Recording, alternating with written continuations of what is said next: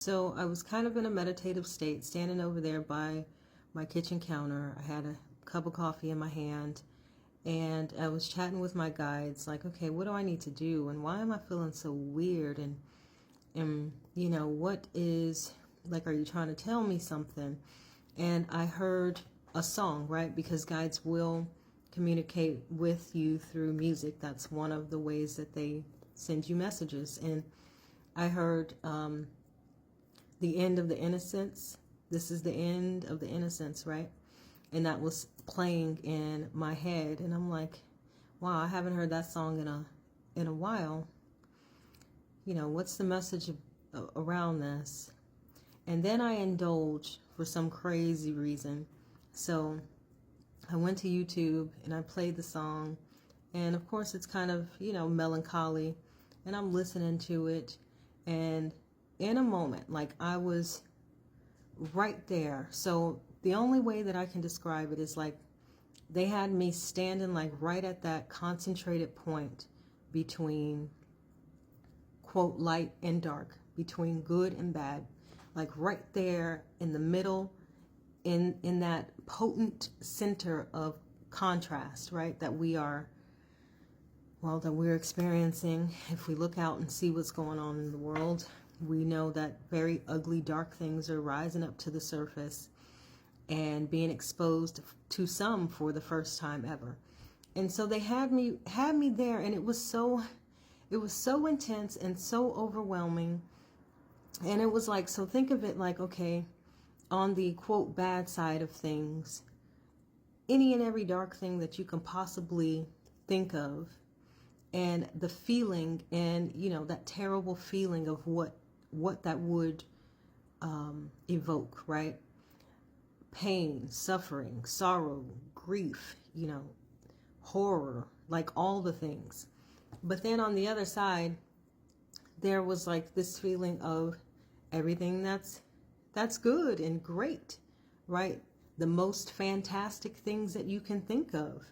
And so there was lots of love and joy and happiness and like expansiveness and, just beauty, like beauty so deep that you want to cry. And actually I did, in part, not only because of that, but just because the feeling was so intense, right? Because one could take anybody out, regardless of how strong they are, while the other one, like, it was kind of making me feel like I wanted to fly. So with those two energies there, I was stuck. And so I was just standing there with my cup of coffee, like sobbing all over the kitchen counter, asking what is the purpose of this? What am I supposed to be learning, or the message, or whatever?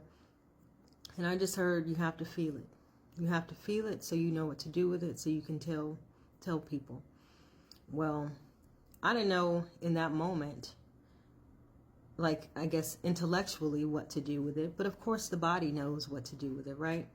And so after I like stopped crying all over the place, I started doing these jumping jacks, because the energy needed to move through my body. And so I'm doing these jumping jacks, and I'm like, okay, this ain't working. And I threw on my shoes, and I just went outside, and I stayed outside for like 3 hours. I walked half the time, so I walked to a park nearby, looped around, sat on the bench, sat underneath the trees, and I was still feeling like very, just all over the place. And so I sat there for a while, and when I couldn't sit anymore, I got up and I walked again down this street that I never go down, up some set of stairs, onto another street, over, and down the other set of stairs. And so I like took this different path that kind of began to take my mind off of it. And then I went back and looped around the park and sat on the other side for like another hour. So again, beneath trees. And so for me, what I will suggest, if you are feeling like, I've been hearing that people are just crying a lot and don't know what to do, and moody, and kind of like swinging, right? Like the pendulum swing. Well, I got firsthand, I guess, energetic energetically speaking, like what that pendulum, like what the farthest points of the pendulum swinging feels like.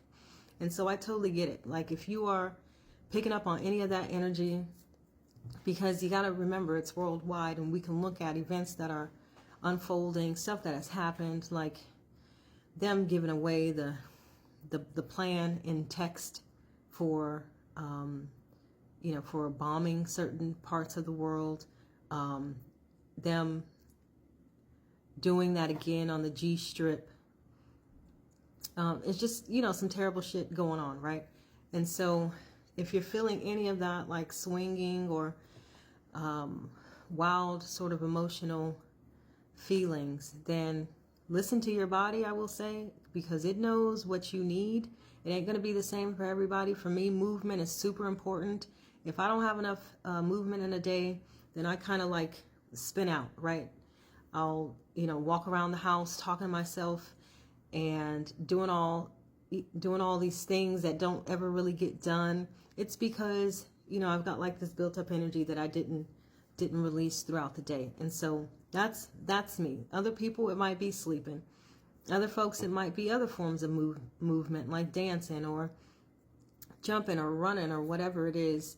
But I will say, listen to your body. Let it tell you what it needs. And if you can do it in those moments, then do it. Somebody suggested just being weird, right? Your version of weird. Totally doing something that you would normally do, but just to kind of get your mind off of what's happening, or the energy that you're picking up on collectively, because that also helps to shift it, believe it or not.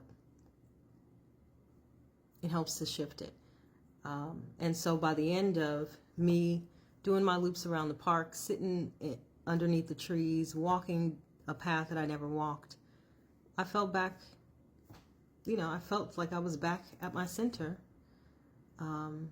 back grounded. I felt like myself again. And then I came back and got another cup of coffee and had a snack and started doing some art. So here's a piece I'm working on.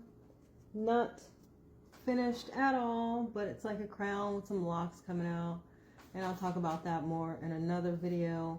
But it is off center, and so here it is, like the head is tilted and the hair is sort of flowing in the wind. I've got tons of hair to fill in over here, and of course a face, and do all the things. Yeah, why? Because there's still things that wanted to process themselves, and art is cathartic and a form of channeling, and it's another thing that I do to ground myself. And so, as I've said, listen to the body.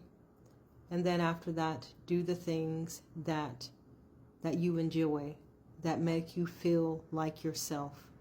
And take some time. I also, as I was drawing and as I was walking around the neighborhood, I was reminding myself of the things that I really, really love about the world, and about people in it, and about the neighborhood, and the things that I look at almost daily and enjoy looking at, right, for the beauty or the aesthetic, or what they provide. And so I was doing that, the trees, looking at the grass, watching people walk their dogs, watching people just chat and go about their day. And it was like, this is really like the planet, right, and the country. It's a really beautiful place. And so it was just a way of reminding me what it is that we're actually, fighting for, right? And where we are actually going. Because that pendulum swinging is like between the shits that is falling, the towers that are falling, the patriarchal structures that no longer work, versus the divine feminine that's rising, right? The direction that we're headed in. And so anyway, it was just a way of me reminding myself, like, okay, this is really sticky and tumultuous, but but it's worth it. It's got to be worth it. It's going to be worth it, right?